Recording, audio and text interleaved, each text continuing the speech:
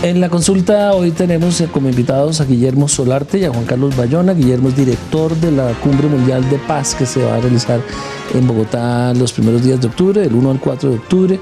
Y los hemos invitado. Juan Carlos es rector del Gimnasio Moderno, una de las grandes autoridades del país en educación, además de jugador de póker y poeta lírico. Sí, bueno, exjugador de póker. Bienvenidos, Juan Carlos, Guillermo. Hola, ¿qué tal? Este país no necesita más cumbres de paz. Yo creo que necesita menos marchas y más cumbres. Yo creo que hay que dejar de marchar así como frenéticamente, sin ir a ningún lado, y empezar a sentarnos un poco a hablar, como estamos aquí de pronto. ¿En qué consiste esa cumbre? Que no sabemos. La Cumbre Mundial de Paz es un encuentro mundial por la paz, tomarse Bogotá desde la paz y reflexionar acerca de todos los problemas planetarios relacionados con la guerra, con el militarismo. Viene muchísima gente de muchísimas partes del mundo. ¿Cómo quién? A ver, vienen desde, ¿qué te digo yo? Desde Reporteros Sin Fronteras, Greenpeace, la gente toda la izquierda mundial. De Pérez Esquivel, de Rigoberta Menchú. Vienen una serie de organizaciones no gubernamentales de España, como el Centro de Investigaciones por la Paz, Cultura de Paz de Federico Mayor Zaragoza, que estará. Son 50 organizaciones. Viene gente de Brasil, de México, de Argentina, de África, incluso vienen algunas personas de Palestina, viene gente. Y la idea es un poco, hemos construido como un programa muy amplio, donde hay, temas como muy fuertes, como todo lo que es medios de comunicación, guerra, viene reporteros de guerra como Gervasio Sánchez, Ramón Lobo. Vamos a tratar de coger el tema de la paz, tomarnos Bogotá, pero adicionalmente, aparte de que es un evento, vamos a tener como 6 logros que hemos llamado estratégicos para el problema de la paz en Colombia y en el planeta.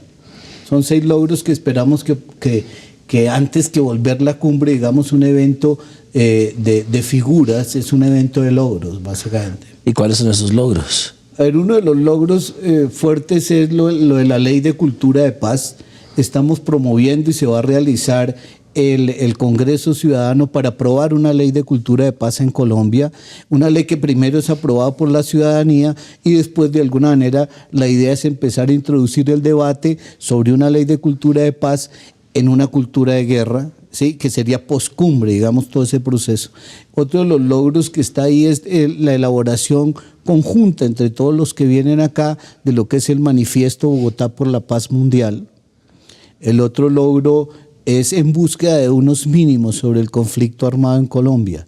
Entonces la idea es también en unas reuniones de consenso, que es una metodología que estamos desarrollando, buscar de alguna manera esos mínimos.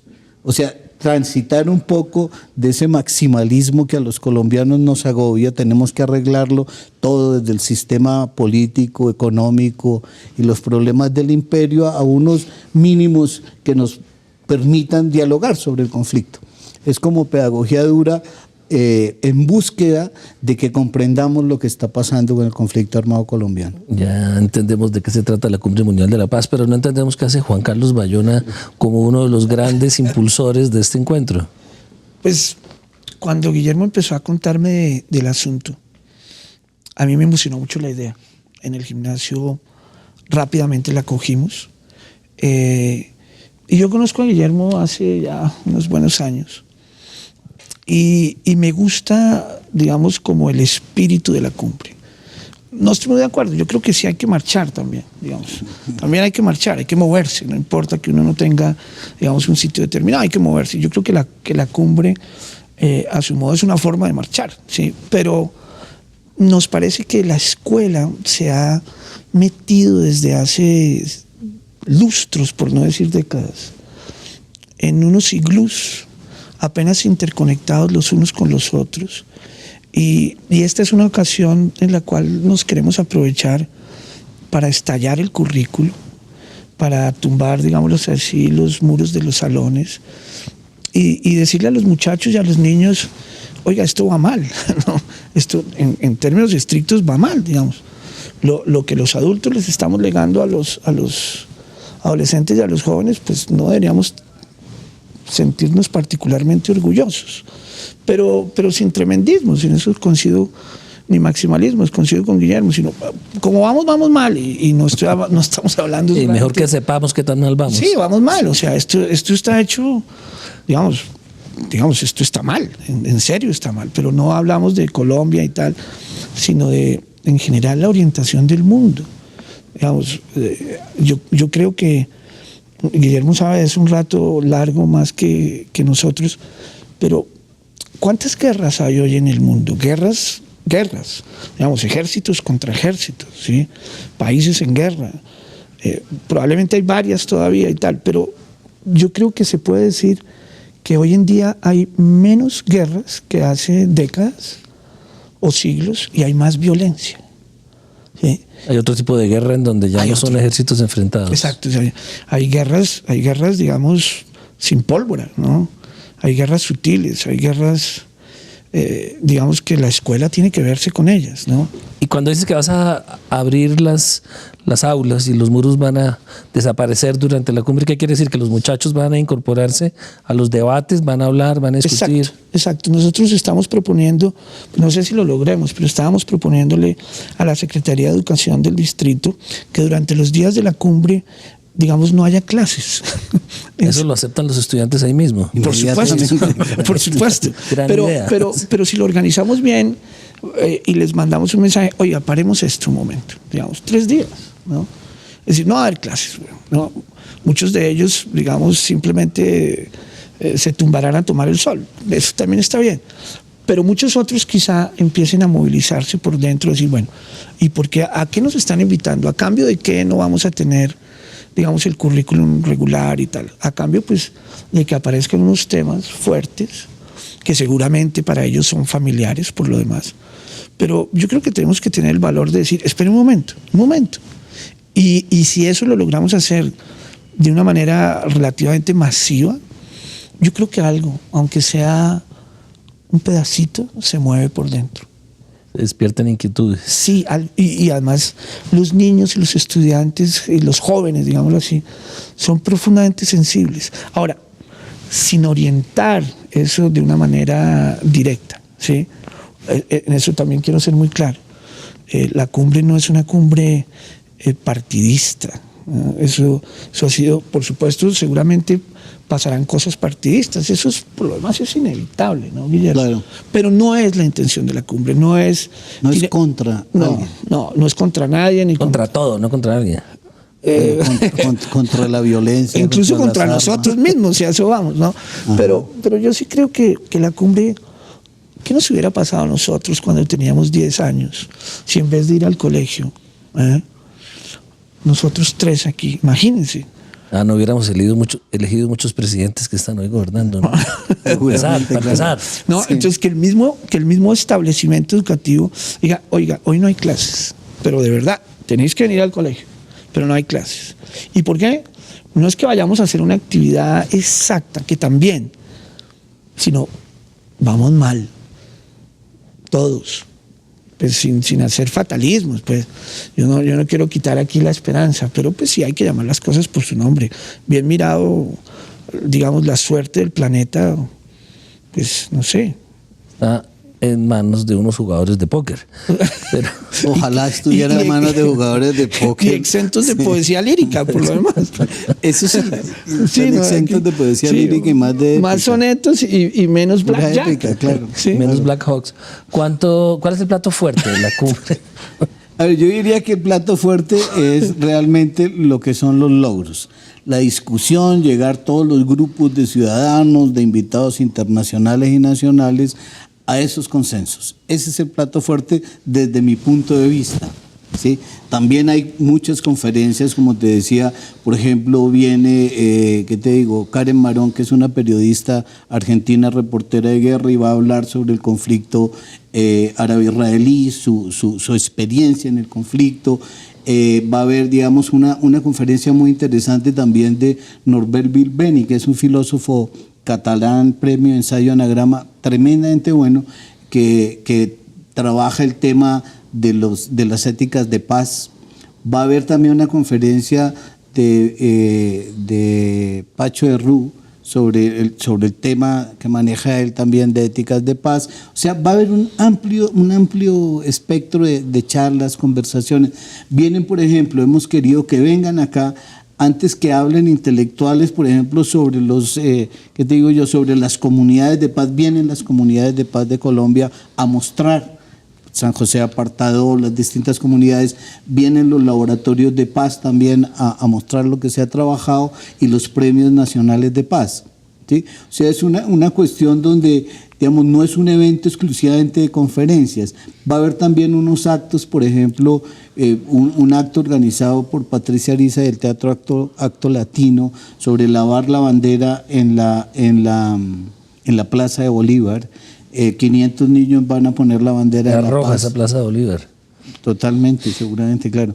Entonces, bueno, eso es lo que va a suceder y la gente viene inscribiendo actividades. Fíjate que es un evento que el programa se construye con la gente. Entonces la gente inscribe actividades. Va a haber una bicipaz por la ciclorruta, donde la gente va a montar en bicicleta, va a hacer el recorrido y va a encontrar referencias a la paz. Un evento también muy bonito en el claustro de San Agustín, lo de homenaje a Gandhi, en alianza con la Embajada de la India, y un homenaje porque el 2 de octubre es el aniversario de su nacimiento. Va a haber también otra cosa de la mano con la Embajada cubana. Son 50 años de la Revolución Cubana, entonces se hace ese espacio, una conferencia muy interesante del embajador de Egipto sobre el problema Israel-Egipto.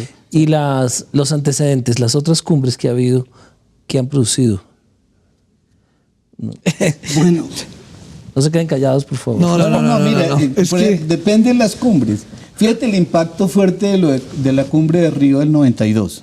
Si tú te acuerdas, ¿qué pasó en Río? En Río se entraron a discutir todos los problemas ambientales en el 92. Sucedió que después de Río se empezó a hablar de desarrollo sostenible y muchísimos, países, muchísimos estados tuvieron la decisión de crear los ministerios del medio ambiente. Se empezó a debatir la ley ambiental en muchísimos países y algo queda, ¿sí? Con relación a la paz uno esperaría, bueno, no sé si es de la ingenuidad, que de alguna manera los estados, que por lo general son militaristas, acojan la idea del pacifismo y se empiece a pensar en posibilidades de incorporar el pacifismo en las agendas, sobre todo nacionales, bueno, y digamos multilaterales y en las organizaciones multilaterales, porque no es acogido. ¿Viste lo que pasó ahora en UNASUR? En uno de los debates más duros que había, dice el presidente de Perú, una cosa que es tremenda. O sea, nos gastamos 38 mil millones de dólares en armas. América Latina. ¿Sí me entiendes? Con esos 38 mil millones de dólares en armas puedes solucionar el problema de pobreza de bastantes países nuestros, ¿sí? Es casi la deuda externa de un país como Colombia. ¿Me entiendes? Entonces, en las cumbres, por ejemplo, hay gente que viene con propuestas, ¿sí? Hay una de crear ministerios de paz, ¿sí? O sea, cómo superar la idea de que el Estado, para poder ser, democrático, tenga que defenderse a bala, o sea, sobre la base de un ejército, ¿sí? Eso es, en principio es como algunos... Señor rector. Yo entiendo lo que dice Guillermo y digamos, eso es sólido y tiene su fundamento, pero a mí me aterra. Les voy a explicar por qué. Puedo estar equivocado, pero miren, cada vez que no funciona algo en la sociedad, la gente vuelve sus ojos al sistema educativo y lo vuelve una asignatura, lo vuelve una cátedra. Por ejemplo, tenemos un problema de salud pública representado en un índice absolutamente grave de embarazos no deseados, ¿cierto? Cátedra de educación sexual, es que en este país no se vuelve a enseñar nada. Y hay una cátedra seguramente, y los colegios hacemos esfuerzos en eso. Pero es una cátedra que está en los muros de un salón, con unos contenidos específicos y solamente. Hay mucha gente que dice, deberían volver a enseñar cívica, se han perdido los modales. Hombre, uno entiende la bondad de la recomendación. ¿A dónde quiero llegar? Quiero llegar a que si se crea en la agenda internacional como ha crecido, creo que no es un misterio para nadie que la agenda internacional tiene hoy en día al sector del medio ambiente, como lo decías tú, Guillermo, disparado. Pues hoy en día nadie pone en tela de juicio eso, más allá de los intereses y tal.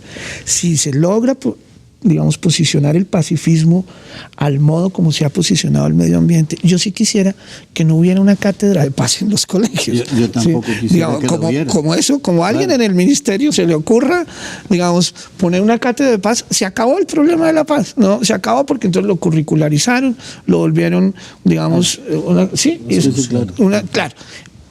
Como dijeron los españoles hace 25 años en educación, que fueron ellos un poco los que se inventaron la cosa, que está un pelín manoseada a mi gusto, hay que hacerlo transversal, ¿sí? Es decir, cualquier profesor, el sistema educativo, la atmósfera educativa es una atmósfera de paz, ¿no? Y habría que hacerle una pregunta, Guillermo y Ramón, al sistema educativo a ver cuánta violencia está generando, ¿sí? Entonces, yo por eso, cuando veo que se pueda curricularizar el asunto de la paz a propósito de un encuentro de la cumbre, que yo la leo casi en términos espirituales, ¿sí? Casi. Pues sí, me aterro. Pues no, ¿sí? Porque fíjate una cosa, uno podría decir en principio que la educación no debe ser fragmentada. Yo creo que eso estamos de acuerdo y en eso se ha peleado muchísimo. ¿Qué quiere decir que no fragmentada? O sea, la educación sexual, la educación ambiental, la educación para la democracia, la educación para la paz, salud, la educación para todo. Para la guerra. En general, la educación, por el solo hecho de ser educación, debería ser pacifista. O sea, ese sería el espíritu que debería alimentar cualquier escuela, a no ser que sea la escuela militar, pero debería ser ese el espíritu. ¿Sí? Entonces, cuando tú estás viendo, digamos, historia y te centras en todas las batallas y los héroes, terminas pensando que la guerra, ¿sí?, es la forma como los seres humanos podemos volvernos héroes, ¿no? Entonces, eso, por ejemplo, hay que mirarlo con muchísima atención. De hecho, sí, no es una mentira que los seres humanos a lo largo de la historia hemos construido algunas o muchas cosas de las que tenemos a bala.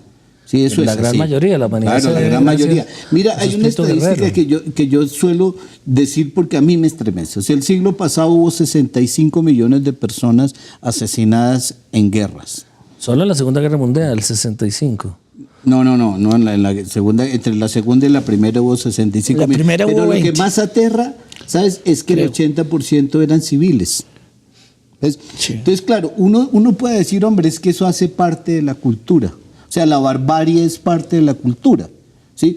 Lo que uno no podría decir es... parte del ser humano. Sí, pero uno no podría decir que por ser así está bien.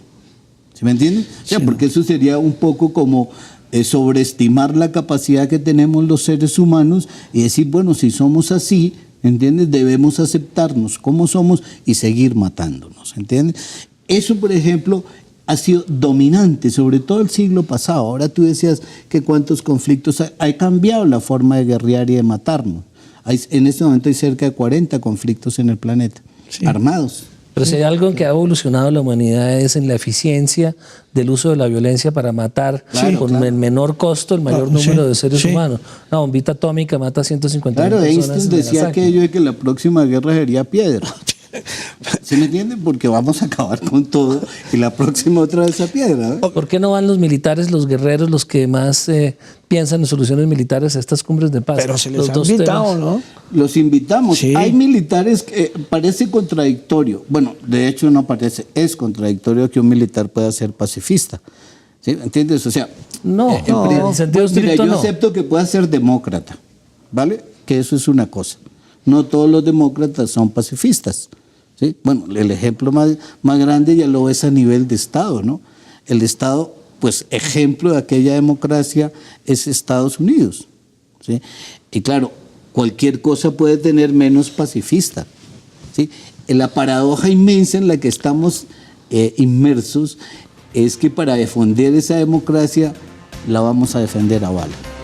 Vamos a hacer una pausa en la consulta para seguir analizando la Cumbre Mundial de Paz que está organizando un grupo muy importante de ONGs con el apoyo de rectores del Colegio de Colegios con el Gimnasio Moderno, Guillermo Solarte y Juan Carlos Bayona. Ya volvemos a la consulta.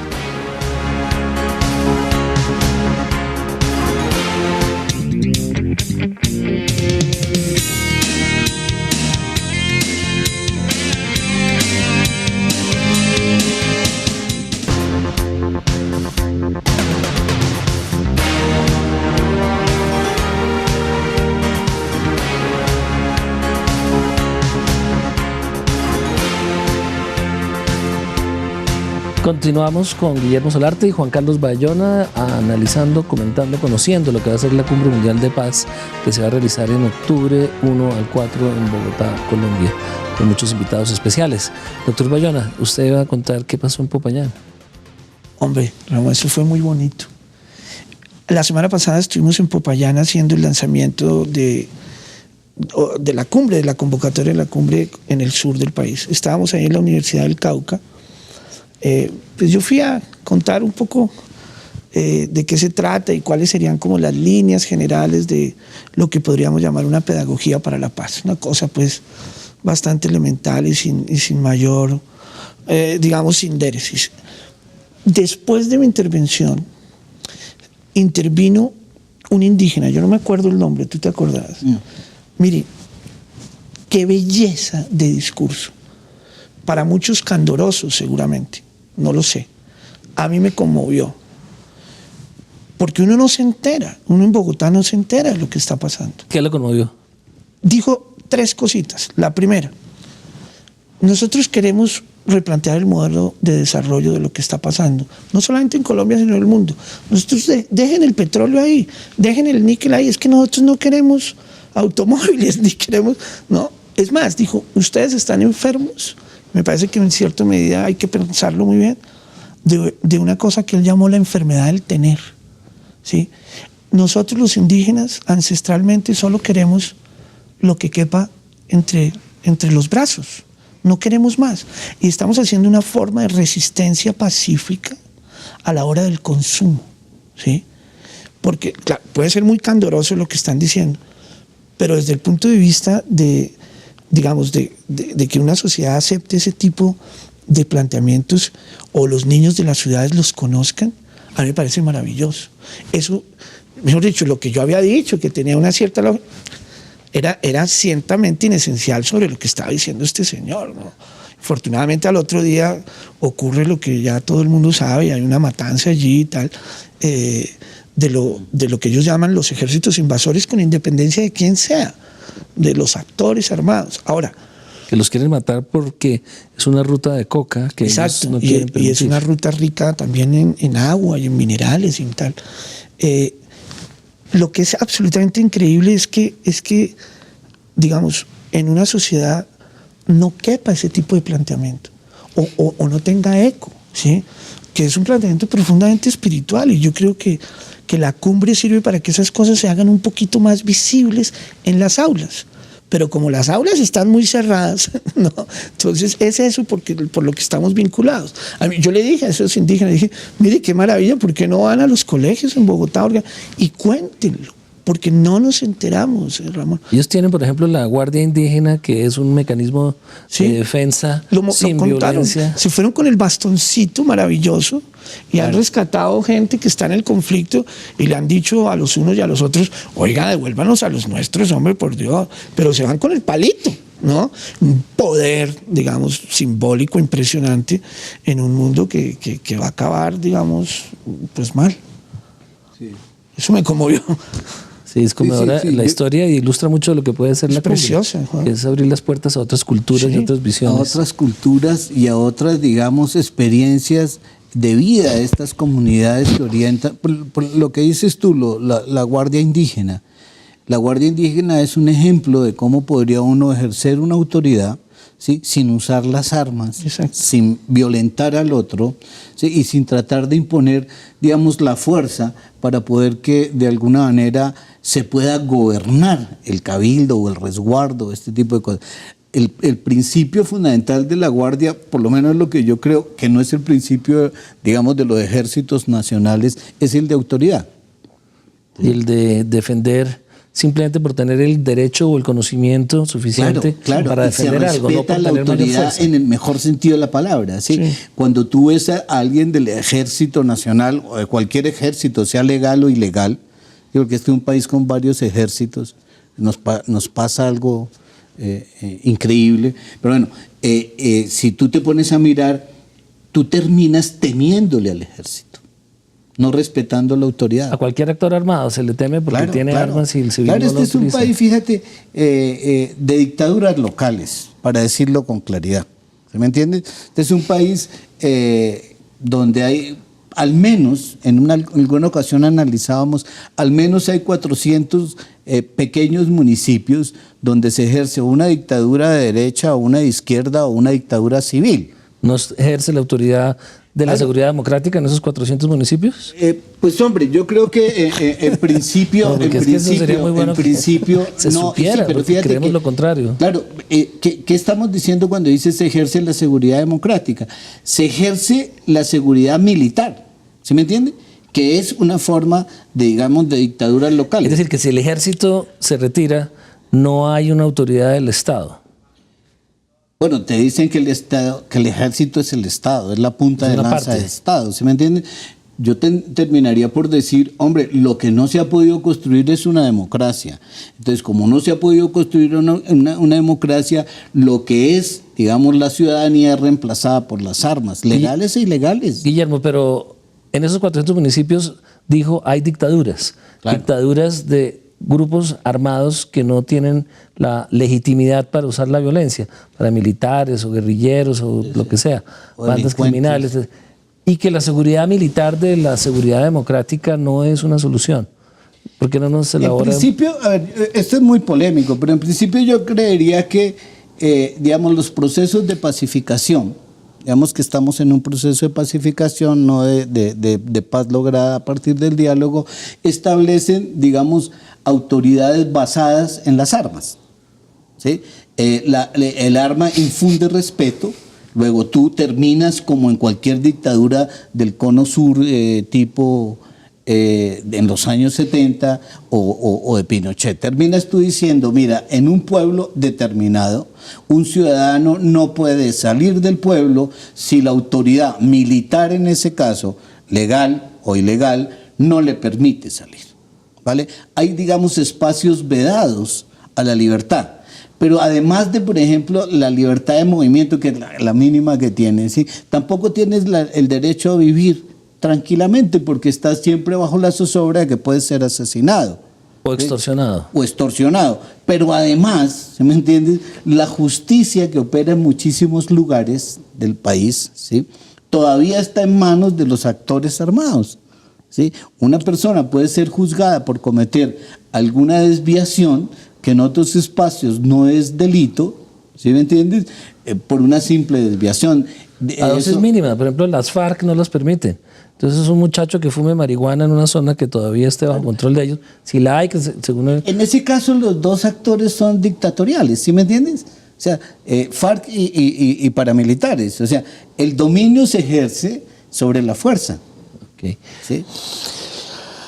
Ese suspiro para dónde nos lleva Juan Carlos Bayona. No, mire, yo, oyendo a Guillermo, yo estaba pensando cómo eso, guardadas por supuesto las proporciones, y voy a hacer un triple salto en el aire a ver si llego a mi trapecio. Como el de Uribe. Triple salto. Bueno, yo no sé si la comparación venga, pero el aula es eso. Es decir, ¿cuáles son los mecanismos de poder que se ejercen desde el aula? ¿Sí? Desde lo que llamaban los teóricos de la educación los dispositivos escolares. ¿Sí? Es decir, están llenas nuestras escuelas de palabras, están llenas de procesos de participación que, claro, traen muchísimos riesgos y no solucionan prácticamente muchos de los problemas que la sociedad requiere que los solucionen de manera práctica. Pero yo sí siento, y lo digo pues con un enorme respeto por el sector, que somos muy unilaterales, somos profundamente unilaterales en la Que escuela. reproducen el esquema dictatorial de los grupos armados. Sí, guardadas las proporciones, evidentemente. Pues, Con las notas y no con los fusiles. y sobre todo con las distancias antisépticas entre maestros y alumnos. Que es ¿sí? una distancia antiséptica. Yo no me mezclo contigo. Yo no me acerco a ti. Yo creo que ya no se puede. Digamos, yo creo que el principio de autoridad se transformó. ¿sí? Es decir, a un maestro, y en el otro extremo también, digamos, es patético ver a los maestros que por ganarse la confianza de los alumnos y tal, no, digamos, se mimetizan con el universo del estudiante. Digamos, eso es patético. Tanto o más como el que educa a distancia, y eso se ve en la educación superior y se ve en la educación básica, pero digamos, cuando uno sale y dicta charlas y lo invitan y no sé qué, uno ve que la voluntad de los maestros existe, pero el aparato escolar, en términos de, digamos, de casi que de administración escolar, es muy poco dúctil, ¿sí? Es decir, ¿cuántos de los alumnos que me están oyendo en este momento podrían decir que en sus colegios no solamente les permiten hablar, sino les provocan que hablen, ¿sí? Que se expresen, que echen sus sombreros al aire, que digan sus cosas, que se equivoquen? Y yo creo que los colegios estamos muy preocupados por volverlos eficientes, por volverlos competitivos y toda esta cosa, que en términos estrictos tampoco está mal, pero mire, hace poco estaba yo en un congreso de lo que hoy en día, de lo que se llama headhunters, ¿no? Esas grandes compañías. Headhunters no de guerrilleros y paramilitares, sino headhunters de fíjese el lenguaje que se utiliza, cómo viene de la guerra. Los cazadores de cabeza, aquí son los cazadores de talento. Lo más militarizado en este momento es el lenguaje. ¿Sabe qué decían ellos, o por lo menos algunos de ellos? Que cuando van a buscar una persona con independencia de, digamos, de la profesión o la especialización o lo que sea, casi que uno de los criterios primordiales es no tanto el conocimiento particular de su especialización, que por supuesto es importante, sino el sistema de redes que sea capaz de tejer esa persona, de trabajo en equipo. Eso es, digamos, nadie puede solo, ¿no?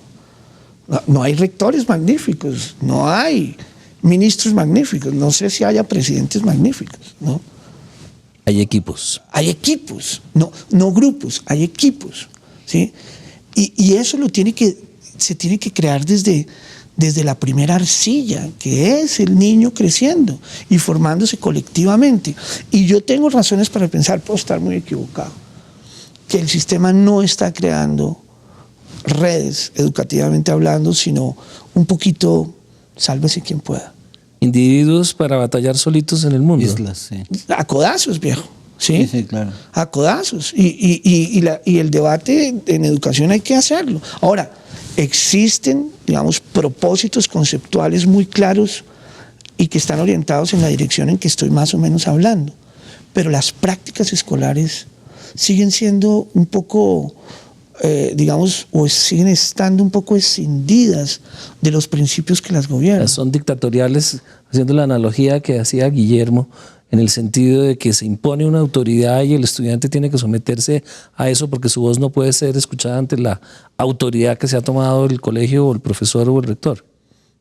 Sí, sí, y si usted mira los decretos los decretos reglamentarios de las leyes, como han cambiado, incluso ya el último, el 1290, que es un decreto bien interesante, a mí me gusta, el que tiene que ver con la evaluación de los colegios, donde el ministerio más o menos le dice al sistema educativo colombiano evalúe como quiera. Sí, es decir, ¿sabe qué, colegio? Hágalo usted. Estas son las directrices, pero hágalo usted. Finalmente usted está allá en esa cocina esencial, luego evalúe usted. Nunca entendí, dicho sea no de paso, por qué todo, en ese caso el sindicalismo oficial estuvo en contra del decreto. Y decía, pero si era lo que habían luchado desde hacía muchos años, décadas, la autonomía, por Dios. Es el que les da más trabajo. Sí, ahí ya se vio un reflejo condicionado un poco, digamos, externo. Pero bueno, a donde quiero llegar es, las prácticas están, digamos, muy, muy separadas de unos principios absolutamente maravillosos que la guían. Usted coge la Ley General de Educación y ahí está la cumbre de Guillermo, ¿sí? Digamos, en las entrelíneas está la cumbre que está liderando Guillermo, ¿sí? Y sin embargo, esa Ley General de Educación fue en el 94 y estamos en el 2009, han pasado 15 años y los índices de maltrato, las deserciones escolares, los problemas de embarazos, ¿no? Etcétera, etcétera, están disparados. No entienden. Igual que los desplazados, igual que las muertes en zonas violentas. Fíjese, los principios, perdona, ya te presto la guitarra. Los principios que nos gobiernan constitucionalmente, que fueron ya, o sea, no hay ninguna constitución del mundo que no contemple la educación como uno de los logros de la humanidad. Y entonces los países le dan los mayores presupuestos y los ministerios y no sé qué y tal. Eso fue una conquista, eso no era así. En 1950 en este país no era obligatorio mandar a los niños al colegio. Y era prohibido mandar a las mujeres casi. Pues sí, bueno, y doy la fecha con exactitud, pues, ¿sí? Y si los tenía que mandar, digamos, a un sistema muy teledirigido de colegios, gracias al concordato de 1887, ¿sí? Ahora, hoy en día tenemos una pluralidad, tenemos una oferta grande, eso es bueno en general, nadie podría decir que no. Sin embargo, esos principios constitucionales que están por allá y las leyes y todos los esfuerzos que se hacen, yo siento que todavía no han, digamos, infiltrado la práctica. Nos falta mucho en ese sentido y quizá la cumbre contribuya un poquito. A que desciendan la guitarra. Sí, no, yo creo que me estaba haciendo pensar en algo que igual dije en Popayán, en el debate sobre qué es lo que nosotros somos y de dónde sacamos las cosas que de alguna manera nos orientan. Yo creo que hay como dos principios que dominan la cosa educativa y familiar y social en Colombia, que creo que son principios culturales muy potentes. O sea, hemos sido educados sobre la base de la idea aquella de no se deje mi hijo. Sí. ¿Sí?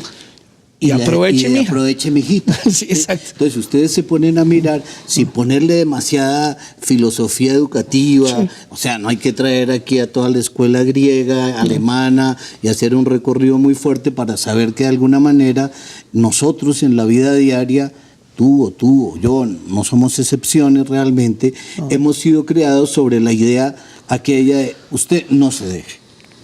¿Sí? Entonces casi siempre ese no se deje mi hija, no se deje mi hijo, por lo menos a nosotros nos conducía muchas veces a la confrontación con el otro, con tu amigo muchísimas veces, ¿sí? Aún sobre la base de un pequeño juego como las canicas o las bolas, ¿sí? Siempre estaba la cuestión de usted no se deje, ¿vale? Y por el otro lado, la idea que ella aproveche mi hijita, o después se evolucionó un poco con el modernismo urbano a no de papaya o aproveche la papaya, ¿sí? Pero en general, si tú te pones a mirar tú como educador, es lamentable, ¿sí? Lo de la papaya. Lamentable es así, ¿sí me entiendes? Uno se queda aterrado. Bueno, estoy con una persona que sabe y ha manejado colegios y tal. Uno se queda aterrado que de dónde sale toda esta corrupción, de dónde sale todo. Pues de los colegios y de las mejores universidades, no es de otro lado. ¿Y? ¿Sí? ¿Qué quiere decir eso? Pues hombre, a mí me parece que el sistema educativo no está haciendo lo que debe hacer, ¿sí? Y más bien, en vez de hacer lo que debe hacer, está propiciando, ¿sí?, unos líderes que de alguna manera se orientan desde estos principios. O sea, desde los candidatos a la presidencia, al presidente, batallan en el campo electoral sobre no se deje mi hijo, ¿sí? Y puedes usar estrategias dolorosamente, dolorosamente fuertes. O sea, digamos, mentir, por ejemplo. Que en la guerra tú sabes que el primer derrotado es la verdad. Entonces, mentir es, digamos, una estrategia para acabar con el otro y no dejarse. ¿Sí me entiendes? Esa fragilidad ética en la que se mueve la política colombiana es lo que de alguna manera conduce a lo que estamos. Y no estamos, fíjate, vuelvo a un tema que también sería necesario como aplicarle la memoria, que es otra de las facultades perdidas, ¿sí? No estamos aquí por estos últimos 7 años, ¿sí? Hemos hecho un recorrido largo de drama nacional, donde lo que usted se pone a pensar es que cada vez es peor el que va a presidir. ¿Sí me entiende? Es una paradoja también muy divertida, porque usted podría decir, si el próximo es peor, digamos, quedémonos con este. Quedémonos con este. Sí, porque es que el proceso ha sido, yo diría que, bueno, guardadas las cosas tragicómico, ¿entiende? Usted termina el... Vamos a hacer una pausa en la consulta, en el debate entre estos dos ilustrados sobre el tema de la educación y la paz, y la Cumbre de Paz. Ya continuamos con Juan Carlos Bayona y Guillermo Solarte hablando de la Cumbre de Paz en Bogotá.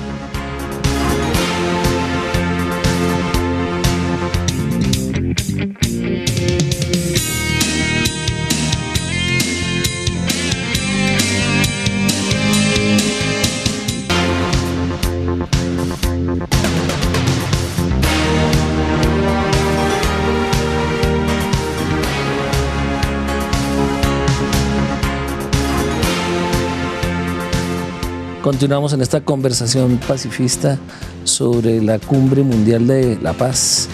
Guillermo Solarte, Juan Carlos Bayona, rector del Gimnasio Moderno, director de la Cumbre Mundial de la Paz, que tendremos en pocos días en Bogotá. Se nos queda un tema que lo corté abruptamente al principio, que era el de la participación de los militares. No hay paz sin guerreros. La única forma que la humanidad ha descubierto para lograr estados de paz prolongados es contar con el apoyo de unas fuerzas militares organizadas, civilizadas, legítimas, que sostengan un mínimo de reglas de juego frente a la amenaza de que si se rompen se ejerce esa violencia legítima. Claro. ¿Por qué no están los militares aquí incorporados? No los colombianos, sino en general. No, sí están de alguna manera pues hemos conversado con muchos. Me estabas haciendo acordar de una frase de un militar, de Moshe Dayan, que decía que para hacer la paz había que hablar con los enemigos, no con los amigos. En ese sentido, estos espacios se abren para que haya confrontación de ideas, de posiciones, ¿sí me entiendes? Ahora, lograr un consenso entre los armados, que es el drama nuestro, pues lleva muchísimos años y es un conjunto de fracasos sucesivos. ¿Pero qué tal entre los armados y los desarmados? Es un diálogo desventajoso para los desarmados, ¿no? Digamos, en un diálogo Pero tienen la franco. razón y la autoridad, que es justamente lo que no tienen los armados minoritarios, cuando no tienen respaldo de las mayorías ilustradas. Sí, bueno, yo no decir las mayorías, bueno, no sé si ser ilustrado sea una virtud, pero de todas maneras uno diría... Un poco sí, pero tampoco, o sea... No, tampoco, de acuerdo. Tampoco, o sea, que vuelvas la ilustración como el proyecto colombiano, habiendo, por ejemplo, ilustraciones como las de las comunidades que hablábamos antes, ¿entiendes? O digamos, de alguna manera, otro tipo de visiones que alimenten este país de cosas distintas a la ambición, a la competencia, a todo eso que el sistema educativo nos da, no tú, pues como profesor, pero sí el sistema. Pero el tema que me gustaría oírlos a ustedes dos expertos es que uno tiene la sensación desde afuera de todas estas organizaciones que se hacen para discutir la paz, que se deja por fuera a los que hacen la guerra. Y entonces, en ese sentido, es un diálogo no de sordos, sino de aislados, aunque seamos una gran mayoría, no están quienes están usando la violencia discutiendo ahí sobre la política de seguridad, sobre el terrorismo, sobre los grupos guerrilleros, sobre lo que sea, sobre UNASUR, sobre la militarización de Estados Unidos, de Brasil, de Venezuela, de Colombia. Sobre eso no hay discusión. Entonces es como hablar entre sí mismo, uno con uno. Es que son subordinados de todas maneras, Ramón. Es decir, los que están haciendo la guerra obedecen... ¿Y entonces por qué no llevan a los jefes? En eso estamos, ¿no? Claro, no es fácil. Fíjate que lo más fácil es decir que deberíamos estar todos y ser felices. ¿Sí me entiendes? En principio, digamos que eso podría ser una buena idea política, ¿cierto? Y coger todos los modelos políticos que ha habido y decir, bueno, con este vas a ser feliz, desarmado y rico. ¿Sí? Eso es una utopía que en principio no existe, no es posible, tal. Uno diría que en el caso de las cuestiones nuestras, ¿sí? Digamos, los armados, como los llamas, ¿sí? Han sufrido también un proceso muy fuerte de deterioro en las formas de actuar. En su ética. Sí, en su ética misma. Y que uno diría, hombre, bueno, ¿y qué vas a sacar para dialogando, ¿sí? Con una persona donde lo que está primando por encima de cualquier cosa es su poder de destrucción? ¿sí? Uno diría, hombre, pues tú podrías decir, hombre, es que si no, no vas a lograr la paz. Una cumbre no se hace como un proceso de paz, para decir, bueno, aquí nos sentamos y se acabó la guerra.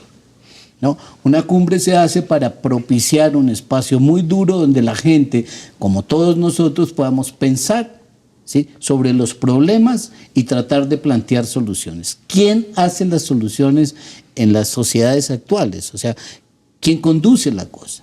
El Estado y sus instituciones. Él debe aprender. Yo diría que el Estado, no solo el colombiano, debe desarmarse. ¿Sí? Debe dejar de invertir tanto en armas y no sé si para hacer demagogia educativa invertir más en libros. Yo no sé por qué, bueno, lo dudo muchísimo. Pero de todas maneras, uno diría que el Estado debe aprender de una cumbre mundial de paz. Pero hay que corregir entonces, si no están los poderes, no es una cumbre. El sentido real de la cumbre es justamente que están los que pueden decidir. Aquí no están los que pueden decidir, entonces es más relativamente cierto, o sea, sí, es relativamente cierto decir. Es verdad, ahí no están los que se dan plomo. Si tú dices, por ejemplo, que los que se dan plomo, no están. Bueno, siempre están. Camuflados. O sea, no nos engañemos. Sí. O sea, aquí siempre ha pasado eso. Nosotros hemos llevado a cabo procesos a nivel nacional de otro orden. Y tú siempre estás, sobre todo en la parte rural colombiana, siempre están ahí. Sí, pero cuando se planteó la cumbre, no se planteó traer a lo que se llama los actores armados, ¿no? La idea era, hay mucha gente que tiene ideas por la paz, y hay mucha gente que le interesaría escuchar a otros y ser escuchado por otros. Y eso fueron unas discusiones largas con un montón de gente que hay detrás de todo esto. Y siempre nos planteamos, después de esto, no, la guerra no se acabó, para nada. Pero sí es posible, un poco utópicamente, que se mueva alguna cosa, ¿sí? Que se mueva alguna cosa como, y voy a decir algo que no es demagógico, sino es digamos... ¿Utópico? No. Sí, es como en la intimidad de las personas. Por eso yo hablaba de la espiritualidad de la cumbre, en términos... Digamos muy griegos de la palabra, es decir, Esparta educaba para la guerra, pues, ¿no? Atenas no, ¿sí? Y Atenas la perdió, ¿cierto? Pero Atenas pervive en la memoria de los hombres, de alguna manera. Cuando Guillermo hablaba de lo último que estaba diciendo a propósito de los armados y los desarmados, mire, hoy en día la escuela colombiana, el gimnasio moderno, los colegios, la sociedad, es un problema social. Tenemos problemas que enfrentar distintos a los de hace, aunque no esencialmente distintos, pero sí en muchas partes distintos a los que enfrentaba la escuela hace 50 años. Me refiero a lo que se llama el bullying hoy en día, ¿no? Hay estudios importantes, ¿no? Bullying o intimidación escolar, matoneo. Es decir... ¿El bullying, el boleteo o qué? No, pues, digamos, grupos de muchachos... Que imponen su ley. Exacto, y que la imponen por la fuerza, ¿no? Y que la imponen incluso a los que estudian, a los que son débiles, a los que no tienen habilidades para en fin, hay problemas en ese sentido hoy en día que son relativamente recientes en los campus escolares. ¿Qué debe hacer un sistema educativo? Tiene primero que empoderar al débil, ¿sí? Y segundo, el trabajo es un trabajo no tanto de salir todos con las manos agarradas felices, como decía Guillermo, sino, miren, ese proceso del IRA fue interesante, yo lo comentaba en Popayán, yo lo he tenido que seguir por otras razones. Yo me comprometo no tanto a ser amigo tuyo, sino a hacer nada en contra tuyo. Ese es mi compromiso. Entonces, está el matón del escolar y está el matoneado. Es posible que ellos dos no vayan a ser amigos. Bueno, tal vez no se trata de eso.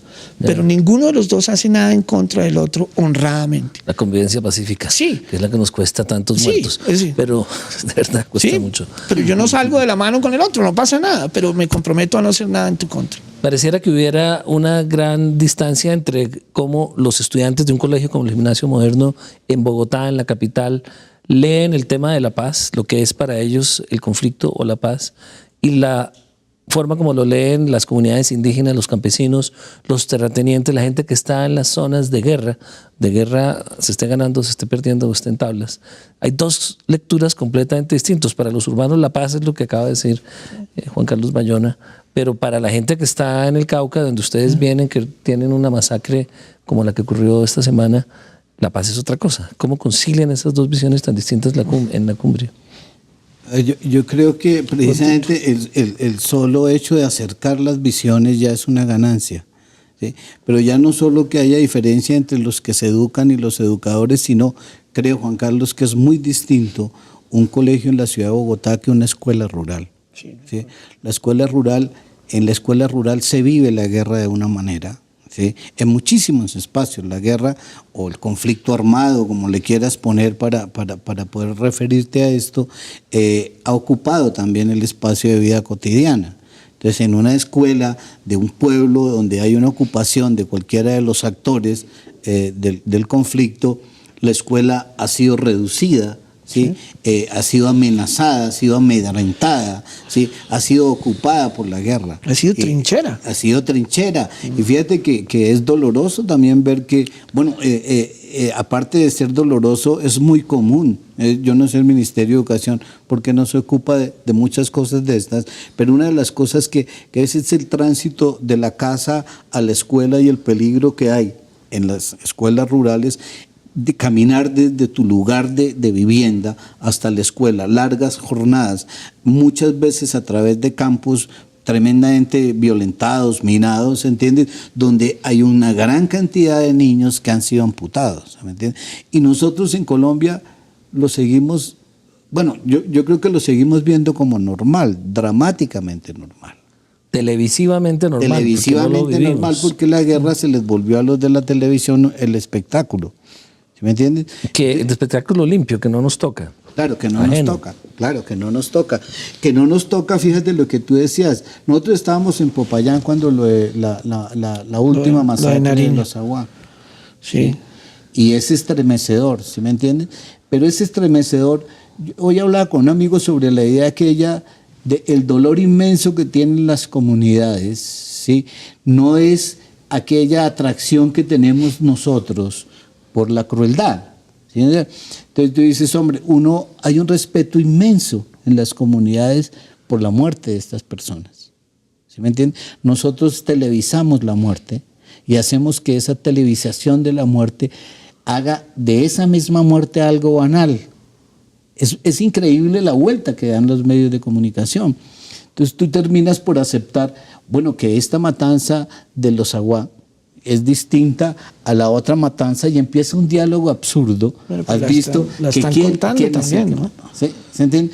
Esa es una, y pasan, hay recorridos inmensos. Acuérdate de esa película de los años 70, creo que era Perro Mundo, donde figuraba cómo en Colombia, ¿sí?, salían a cazar indígenas en el llano oriental. Era algo planadas en los 60, ¿no? En los 60. Tarde 60. Sí. Entonces uno dice, hombre, fíjate que nosotros nos hemos vuelto, sí, digámoslo, insensibles al dolor de los otros. ¿Sí? Y solo aquel dolor que nos penetra realmente el alma, porque es directo, ¿sí?, a nosotros, es el que nos estremece. ¿Sí? Y creo que gran parte de un espacio como la cumbre, tú lo decías un poco lo de la espiritualidad. Sí. Yo creo que también la espiritualidad, aunque sea un mal negocio hablar en los medios de la espiritualidad porque nunca la han entendido. Ya se cayó el rating como 2 puntos, que era lo que teníamos. Claro. Entonces, aunque no sea un mal negocio hablar sobre la espiritualidad, es una necesidad urgente. ¿Sí me entienden? O sea, aquí... Nos queda un minuto para acabar esta conversación. Bueno, yo lo que quisiera era que vinieran a la cumbre, ¿sí?, ascendieran la cumbre y pudieran ver desde la cumbre, ¿sí?, todo lo que acontece. La cumbre es un ejercicio de autonomía de la conciencia a propósito de un asunto colectivo. Eso es todo. Bienvenidos todos, en 1 al 4 de octubre, a la Cumbre Mundial de la Paz, dirigida por Guillermo Solarte. Muchas gracias, señor rector del Gimnasio Carlos Bayona, por acompañarnos e ilustrarnos. Nos vemos en la consulta.